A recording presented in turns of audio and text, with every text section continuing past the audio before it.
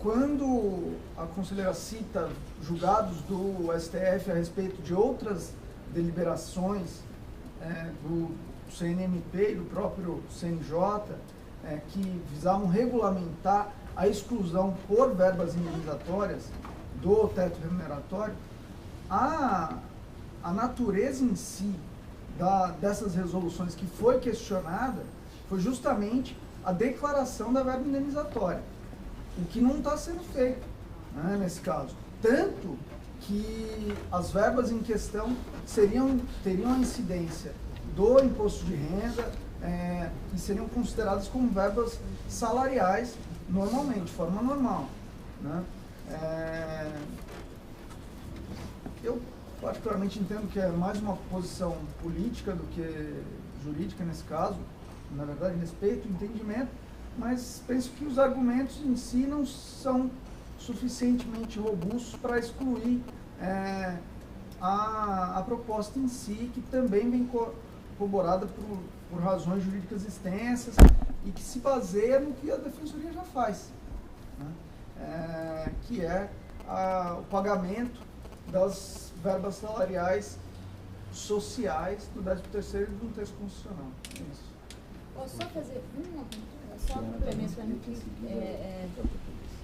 só para esclarecer, quando eu cito essas resoluções, especificamente a resolução 15 do CNMP, não tratava de inclusão ou de declaração da natureza indenizatória de determinadas verbas. Essa resolução tratava da questão do teto e subteto. O texto específico dela era esse. Não é o mesmo assunto aqui. Questionado foram. Sim, não é o mesmo assunto aqui, mas não. Essa resolução chegou, o questionamento sobre essa resolução chegou no corpo da resolução, ela traz uma lista do que seriam verbas indenizatórias. Não é essa a resolução 15. A resolução 15 alterou a resolução 9 do CNMP, que faz exatamente isso que você disse. A resolução 15, que teve a vigência e a eficácia afastada pelo STF, não trata disso. Trata da questão do teto e subteto. É uma outra só esse esclarecimento.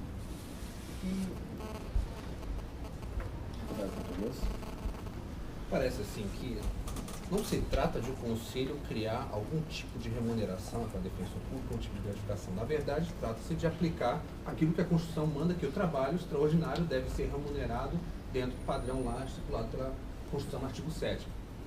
É só pensar no seguinte, imagina, defensores públicos aqui próximo do teto remuneratório e, por conta do necessidade do serviço, tenho que dobrar a sua jornada, a administração, o Estado, fala, pô, não vou contratar mais defensores públicos, nós temos defensores públicos que estão fazendo o dobro do trabalho, só que eu estou pagando um defensor público, e a situação ficará muito simples. A ideia constitucional é que não haja trabalho extraordinário gratuito. Tanto é necessário haver esse pagamento que o defensor público que não está próximo ao teto, ele recebe essa remuneração pelo trabalho extraordinário. O defensor público, o outro, não recebe por quê? A justificativa de que essa verba devida, essa verba que ele mereceria receber, não irá receber, porque existe o subteto constitucional. Mas o que acontece com o subteto constitucional, bem como colocou o conselheiro Luiz, não está sendo corretamente aplicado dentro da instituição.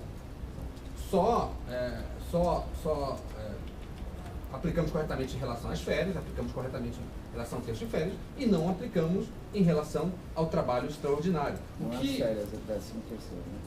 É 13º, terço de férias. É assim que ele fala férias E essa situação já é aplicada na Defensoria Pública do Rio Grande do Sul, Defensoria Pública do Distrito Federal, Defensoria Pública do Rio de Janeiro, se eu não me engano, se estiver ocorrendo, na Defensoria Pública do Mato Grosso do Sul, que é essa correção. O trabalho extraordinário tem que ser remunerado, ele é remunerado na carreira para parcela da carreira e não é remunerado por uma outra parcela que inclusive se dedicou, resolveu ficar na instituição, tem quinquênio, tem sexta parte, tem mais de 20 anos. E essas pessoas que são justamente as penalizadas por exercer um trabalho fora da sua carga de trabalho. Lembrando que o defensor público tem carga horária de trabalho, né? Existe a sua atribuição, E o que a gente está discutindo aqui é a aplicação imediata de uma norma constitucional, bem como analisou o CNJ. Também me parece que todos os outros pareceres das outras instituições, né, se alinham ao que o Luiz colocou. O CNJ diz o seguinte: não se soma a remuneração para cálculo do subteto, essas verbas. Tanto é que o magistrado que atua na justiça eleitoral, ele recebe além do teto. Por quê? Porque é um trabalho a mais que ele realiza e tem que ser remunerado por esse serviço. O que não pode é a remuneração mensal dele extrapolar o previsto na Constituição. Agora, trabalho extraordinário, terço de férias e o 13º, parece óbvio que soma para o cálculo do subteto. Vou fazer algumas considerações breves. Em primeiro lugar, agradecer a Juliana, enfim, que nessa loucura de começo de ano, com um monte de ato, acumulação da segunda e terceira sub, de pessoas que indicou aos tema para proferir o voto e permitir que a gente hoje esteja discutindo essa questão. Dizer que eu concordo com parte do voto do Luiz Gustavo, no que diz respeito à assertiva de que não cabe a esse Conselho proclamar ou declarar natureza indenizatória de determinada verba. Ela é indenizatória por essência ou não. Isso a gente fez uma discussão extensa quando enfrentamos a questão do caráter, da natureza jurídica da substituição, né? Mas eu vou discordar da construção de que a remuneração pelos plantões, plantão judiciário, final de semana, se equiparariam ao 13º. A construção do subteto, que não está atrelada à questão do subsídio, é importante entender isso. A questão do subsídio, o subteto não está vinculado à implantação do subsídio. O subteto se impõe, seja a remuneração feita por subsídio, que é um modelo constitucional que foi proclamado, mas na prática acabou não sendo adotado, como se aplica para a questão dos vencimentos. E o que é a essência, da construção do teto e do subteto? É que, na somatória de todas as verbas remuneratórias, a gente não tivesse um super salário, vamos dizer assim, um salário cujo valor fosse muito grande na soma das gratificações, das vantagens pessoais. E aí faz todo o sentido a gente não fazer o cômputo do 13º como uma parcela do mesmo mês. Por uma única razão. Pela essência, o 13º não é integrante da remuneração do meu primeiro, do meu segundo, do meu 12º salário. Então é evidente que o 13º salário não poderia ser computado conjuntamente com as parcelas do outro. Diferente a situação do adicional de férias, que é a argumentação trazida aqui, que de fato, aí sim, tem natureza indenizatória. Agora a gente está trazendo, e não me parece até, com respeito ao voto da Juliana, que a argumentação aqui fundada na Resolução 14 sequer nos permitiria esse paralelo, porque é bastante dúbia aqui quando o CNJ fala que não integra, não pode ceder o valor do teto e excepciona o trabalho extraordinário dos servidores. Eu não acho que estão falando aqui de plantão. Eu não sei, desculpa. Servidor é servidor, membro é membro, e trabalho extraordinário, não sei o que está conceituado. Podemos citar precedentes de tribunais de justiça? Podemos citar defensorias públicas? Podemos. Por certo, a gente tem interpretações distintas, e por certo também notamos que há desvios distintos em instituições públicas no tocante a esse particular. Acredito sim que a Defensoria Pública de São Paulo esteja trilhando um bom caminho, no sentido de ter muita cautela. Nós não temos um órgão como existe o CNJ, e acho que isso é importante do voto da Juliana, que possa eventualmente chancelar uma decisão política, que seria essa, de falar que o nosso plantão judiciário, eu vou calcular a parte para não não incidir o subteto constitucional. Se talvez tivéssemos uma previsão constitucional de um Conselho Nacional de Defensoria Pública com poder normativo, a gente tivesse mais segurança. Agora, acho que a construção tal qual feita, não se tratando de verba indenizatória, como é reconhecido, parece que isso os conselheiros caminharam para tornar em controvérsia. E, não havendo autorização legal expressa, me parece um passo bastante arriscado, do ponto de vista aqui, do olhar do dirigente fiscal, do ordenador de despesa, a gente também construir que a remuneração, então se não é indenizatória, é remuneração, a remuneração por aquele trabalho que é feito de fim de semana, e essa é uma atribuição dos defensores também expressamente colocada na Lei 988, ela possa ser computada à parte como o 13º, porque o 13º, por essência, é 13º, então é uma parcela do 13º que não é o primeiro. Agora, a remuneração por um trabalho que é feito num período do mês vai incidir sobre o salário de janeiro, de fevereiro, de março ou de dezembro, na minha opinião, com todo o respeito aos colegas que possam vir a divergir. Eu vejo muita insegurança para a administração tomar espaço. Também acho que o português tem razão de que o próprio sistema constitucional traz o princípio da remuneração do trabalho extraordinário, mas o próprio sistema constitucional traz também a limitação dessa remuneração com a criação do subteto, e para a gente é muito difícil, enquanto nós não tivermos critérios para mensurar o que é a produtividade ideal de um defensor, fazer a construção que você faz. Então a gente vai trabalhar o dobro. O que é o dobro? O que é o padrão? O que é o padrão de produtividade?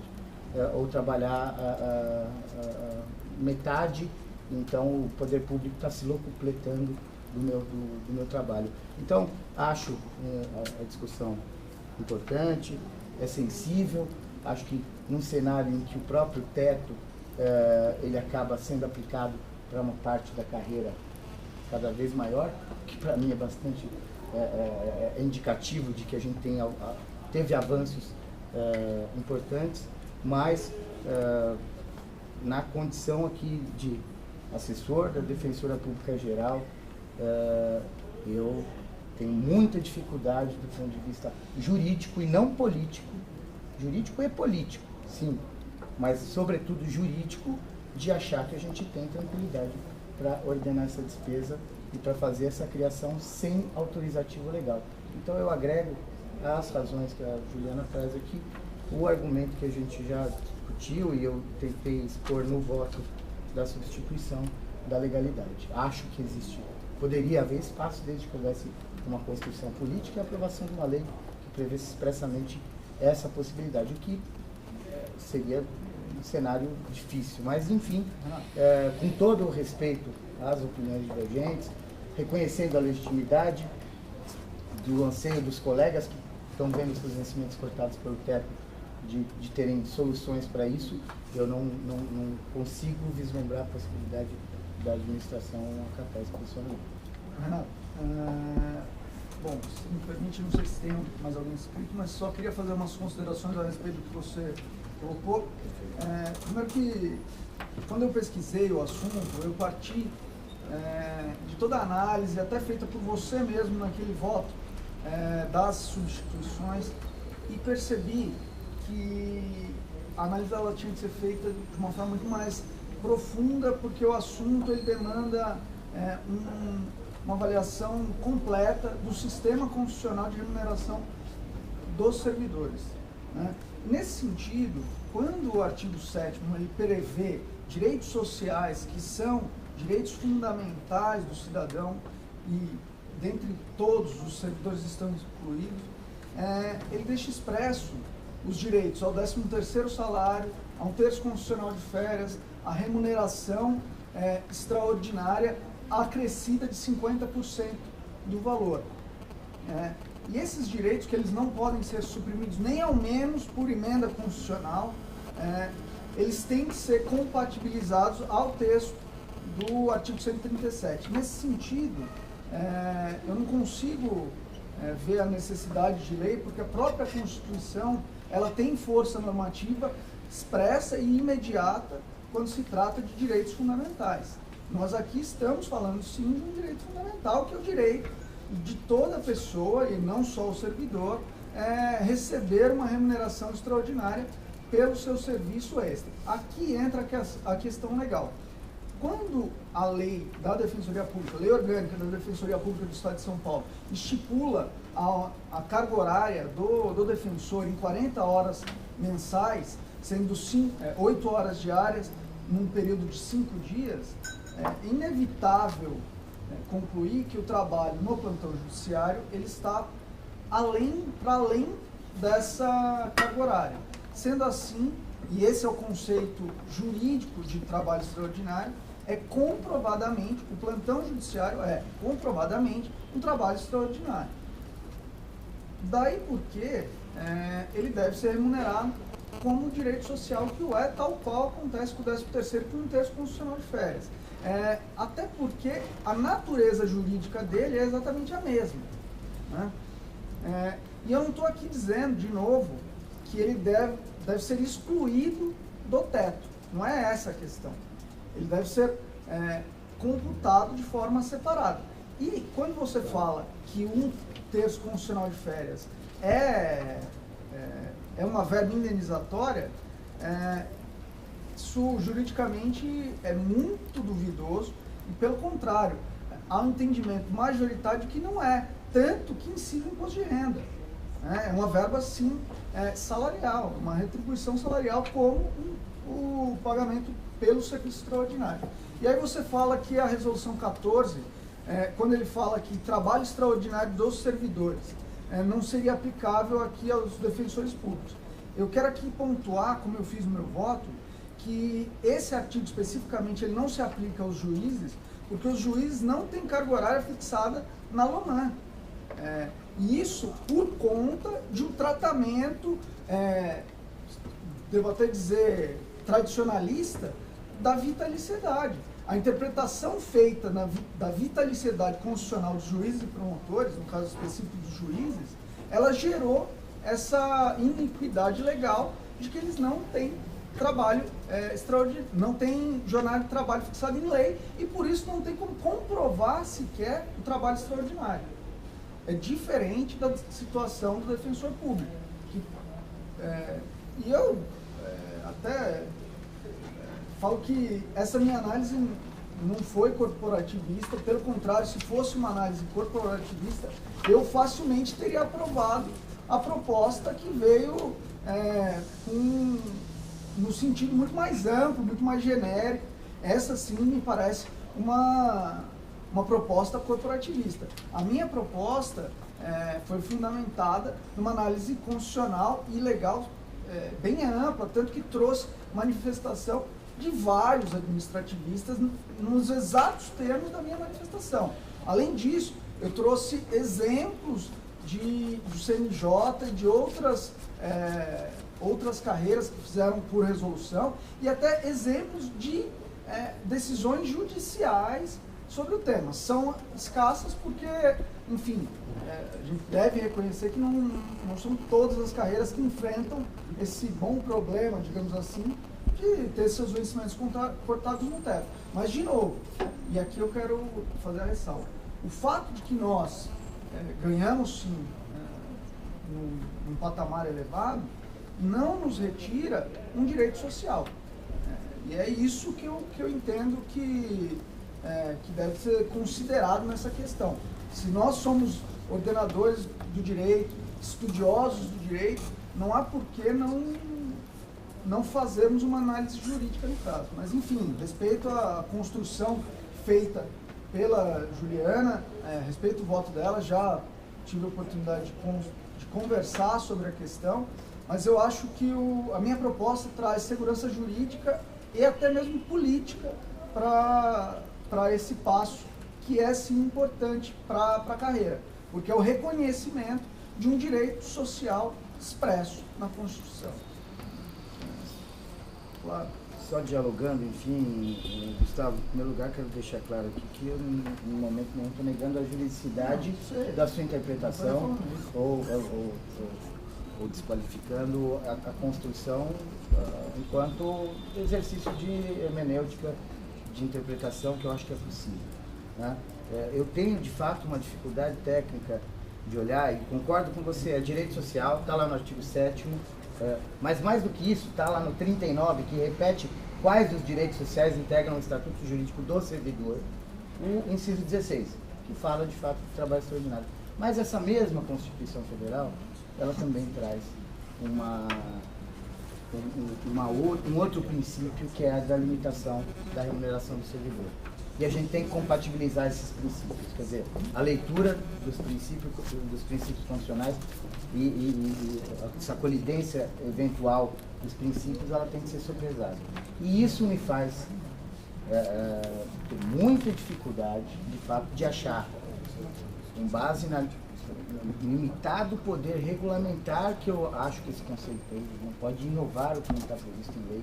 Essa é uma opinião pessoal. Acho que, por medida de cautela, talvez seja uma questão que deva, talvez até pela consistência das razões jurídicas da posição contrária à minha, ser levada ao judiciário.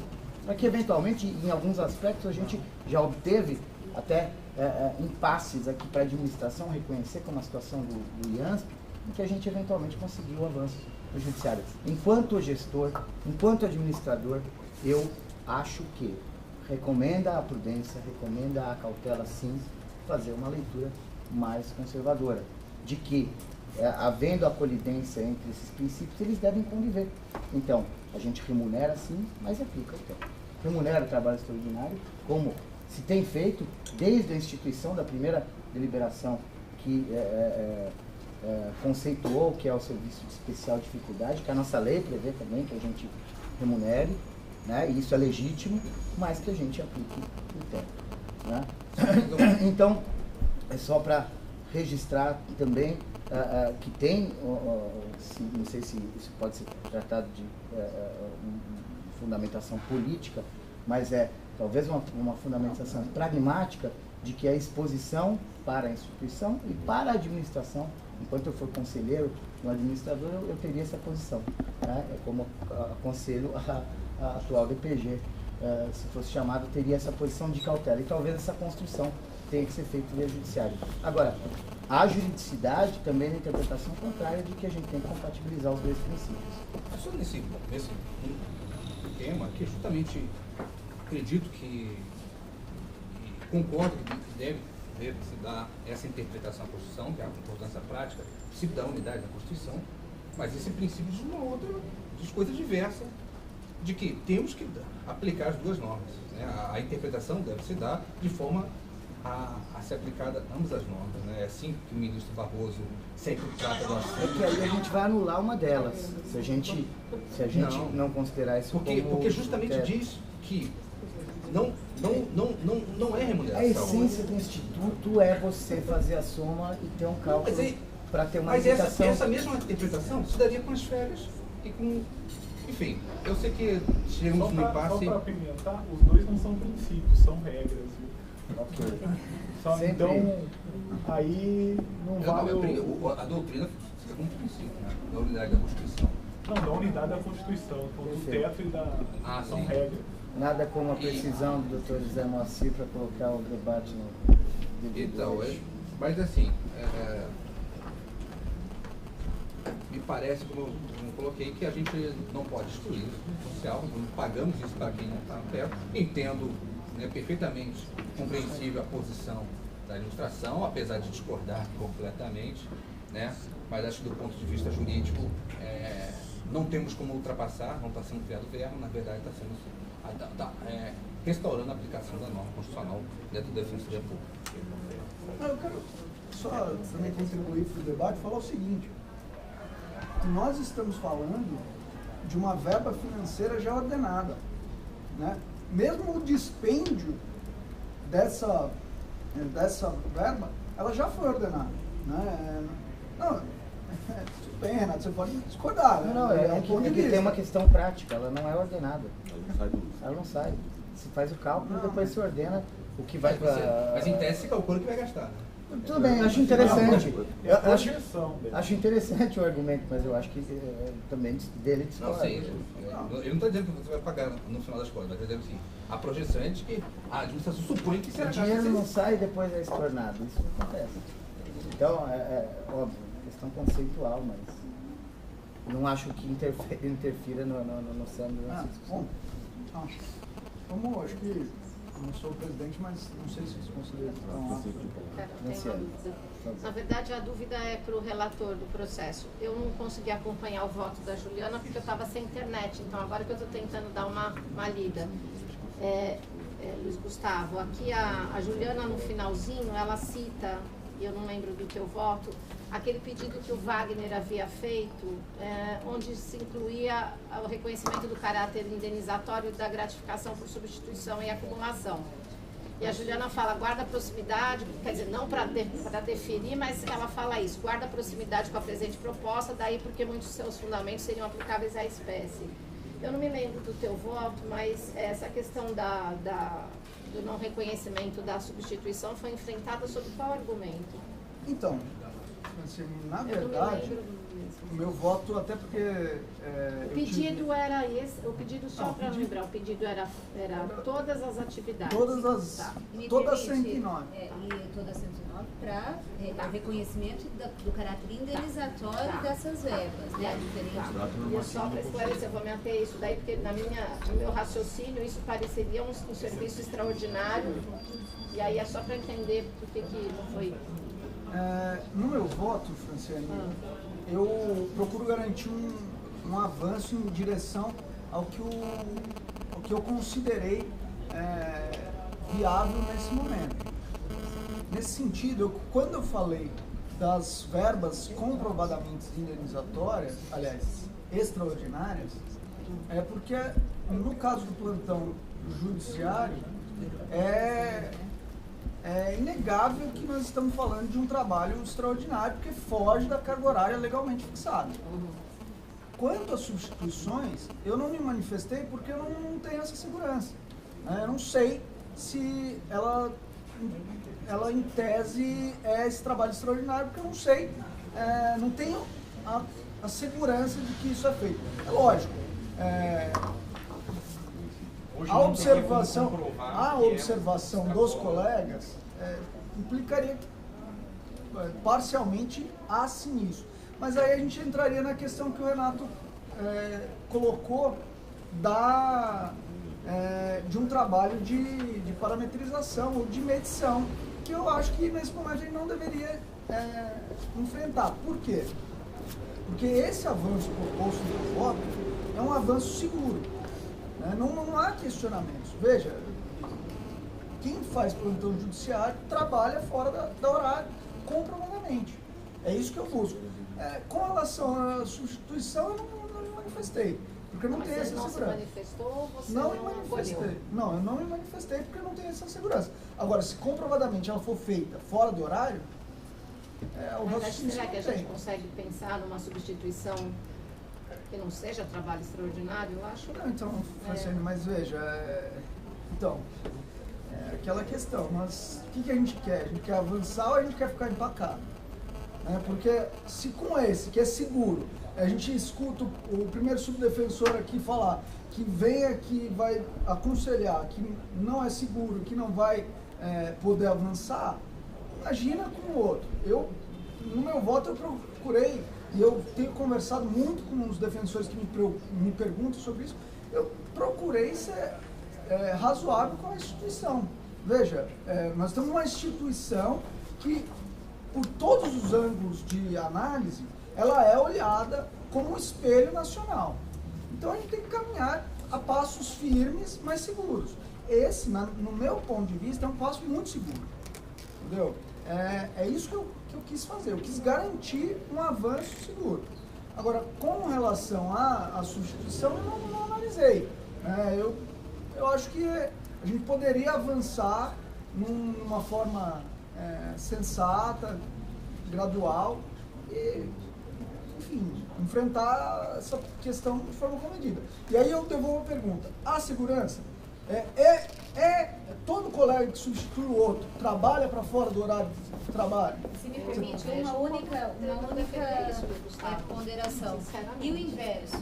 Quer dizer, porque se a gente passa a fazer essa análise, a análise inversa também será feita. Todos estão cumprindo exatamente essa carga horária? Independente da substituição ou não? É algo... Com a palavra, o aluno e o corregedor, que cabe a correção e defesa, mas não é? Não, se a gente Eu está dizendo que cumpro, não quem não necessariamente... cumpre, A realidade é que hoje não temos um mecanismo para ter isso com exatidão. Então, segundo o defensor público, assina cartão de ponto na defensoria. Então, mas é esse tipo de discussão que vai inviabilizar, eu acho que Não, a ideia não é inviabilizá-los. O problema é o seguinte, se colocar o cartão de ponto, vai ter que garantir o direito constitucional de 50% a crescer da hora extra. eles querem. Esse eu quero ver o Estado sustentar, por isso que ele implementa. Essa eu quero ver. Cumprir ou não. Não sei também, mas enfim, eu estou vendo que é isso que eles estão procurando para falar que não vão cumprir se a gente aprovar. É esse o motivo que você está... Mas vocês estão com a... Se a deliberação do plantão for aprovada, a Defensoria Geral cumprirá? Tem essa posição já? Não tenho condição de fazer predição de futurologia. Não, essa é uma decisão da dirigente da instituição. Eu posso dizer, e vocês sabem que eu sou bastante sincero, eu não gosto de fazer média. Se fosse eu sentado na cadeira do defensor geral, eu não assinaria o pagamento. A doutora Daniela, ela é a dirigente, é a defensora geral eleita, ela vai fazer esse juízo. Eu não tenho como antecipar o juízo dela. A minha posição, eu não pagaria. E o meu conselho a ela será não pagar. Mas já diria a minha avó, quem quer tudo não quer nada. Não, aqui, Gustavo, não é essa discussão. A discussão, ou a gente está chegando à conclusão que existe um serviço extraordinário que pode ser remunerado, e eu acho que a gente chega a essa conclusão, já teve um pedido do Wagner, com o qual eu já concordava, ou a gente não chega. Na verdade, eu não estou me contrapondo a outra proposta, eu só estou tentando entender se o raciocínio é o mesmo do serviço extraordinário. Só para... Peraí, só eu estou com a palavra ainda. Rafael, você mencionou que tem, acho que uma defensoria, uma procuradoria que já reconhece isso, eu perdi, era isso que você falou? Que já tem que reconhece esse caráter e já paga. A defensoria do Rio tem previsão legal. Tá. Ele falou, acho que foi de outro lugar, não foi Mato Grosso, sei lá, Pode me escrever aí. Mas isso com relação ao caráter indenizatório, não é a interpretação que Está se inscrevendo? Então vou esperar a resposta. Obrigada. Está se inscrevendo? Estou me chamando. Eu estou lembrando aqui que já são 1h e às 2h a gente começa a extraordinária. Seria prudente também, como um direito social e humano, a gente se alimentar entre uma sessão e outra. Então, se a gente puder objetivar aqui a discussão, talvez seja um piadista. Na verdade, é um encaminhamento. Acho que temos que enfrentar o tema. O que está sendo colocado é que não estamos enfrentando ainda a questão da substituição desse processo, estamos enfrentando especificamente o plantão. Eu acho que vamos ter que depois nos debruçar, pensar, né, analisar, principalmente com o comitê de discussão das atribuições. Esse é o processo, meu encaminhamento para a gente analisar imediatamente. Parece que os debates são exaustivos, estamos já com argumentação circulante, todo mundo está muito claro sobre o seu posicionamento. Decidimos a questão de pronto aí sobre o plantão, e sem prejuízo, é claro, da análise dos outros aspectos, das outras. Eu não sei se eu entendi. A gente não está se debruçando sobre que a proposta original... Não, sobre as implicações. Fiscal vai ser rejeitada no que tange a indenizatória. Então a indenizatória vai ser rejeitada. Exatamente isso. Quanto a ser indenizatória... E eu no voto vista votei dessa forma. Então, eu fiz uma outra proposta. Exatamente, mas ela perguntou em relação ao reconhecimento da verba ela está rejeitando a parte da substituição. Eu quero saber isso. Em relação ao reconhecimento do caráter indenizatório das verbas, mas esse não foi... O pedido dele foi de ser indenizatório. Indenizatório está dizendo que não é. Tá. Isso. Tanto no que eu acompanhei. Isso E aí o implica de a gente conselheiro depois fez uma discutir. proposta substitutiva a essa, que não reconhece caráter indenizatório dessas verbas e faz uma proposta que eles chamam de adequação da forma de pagamento. Que eu também, no voto lista, sou contrária. É isso. Você quase falou Então, a proposta do Luiz Eduardo, na verdade, não está sendo mais votada. Está sendo votada a proposta que o Luiz Gustavo faz de enfrentar só o... Até agora nós temos uma única não está vista. sendo acolhida. o voto do relator não acolhe, a voto lista não acolhe. Não acolhe pelos fundamentos. Isso pelos fundamentos do pedido. Pode até daí na votação votar no Luiz, é coisa do Luiz. O Luiz Eduardo, ele fala que todas as gratuidades sociais são indenizatórias, todas, até a curadoria. Qualquer conselheiro pode encampar a proposta original. Pode encampar e depois pode depois. Como eu encaminharia até a votação? Em primeiro lugar, vamos colocar o voto do relator. Se eventualmente vier a ser acolhido o voto do relator, a maioria do conselho, ou os que concordarem, vão estar implicitamente recusando. Tem duas declarações de voto, que é um conselho de CAEP e um conselho de férias. O PH e o José Mancini. Já declararam voto. Já declarei em voto Acompanhando no estado. Só deixar claro aqui, até para deixar. Deixa eu votar. Não é votar, só para deixar que, apesar de não estar sendo debatida a questão da substituição, em breve momento a gente deve aqui, depois, debater aqui e trazer ao Conselho um debate sobre como deve ser remunerada a questão das substituições.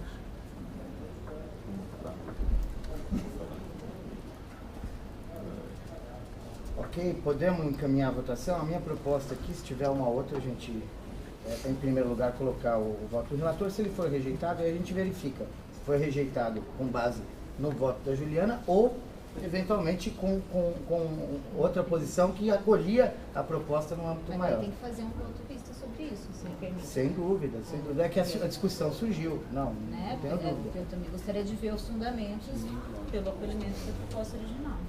A proposta não tem nenhuma alteração, né? Acho que tem que fazer um ponto. Exato.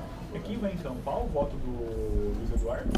Não, isso seria, no caso de rejeição do voto do relator, a gente faria a avaliação. Está sendo rejeitado por quê? Porque se entende que não podemos sequer para o plantão ou se pode pagar fora do teto para tudo, como pretende a proposta original. Ok? Então, submeto à votação. Os que estiverem de acordo com o voto do relator permaneçam como estão. Então, vencidos os conselheiros Juliana Saad, que já tem voto, por maioria foi aprovado. Eu estava no sentido do voto da conselheira Juliana Saad. Perfeito. Vencidos os conselheiros Renato Davi e Juliana, que acompanhavam o voto vista da conselheira Juliana. Foi aprovado? Foi aprovado. Então, agora, dentro do que sempre diz a defensora pública geral, não pode o administrador se arvorar de STF e declarar a inconstitucionalidade de algo, hein? Tem que se relembrar disso. A gente já discutiu essa situação. Eu pessoalmente acho que no tocante... Já proclamei o resultado. Acabou eu estou falando outra coisa. Aprovado. Mas eu já exprimi também a minha opinião no tocante à ordenação de despesa. Existe sim um outro juízo daquele que é responsável legal para isso. Mas ok, então, conselheiros, vamos fazer encerramos a sessão ordinária e às 14 horas será no... Sétimo andar E você não me mandou a minuta de voto. Acabei essa noite, então nem tive tempo. Eu estou fazendo agora os últimos detalhes aqui. Eu acho que não pode.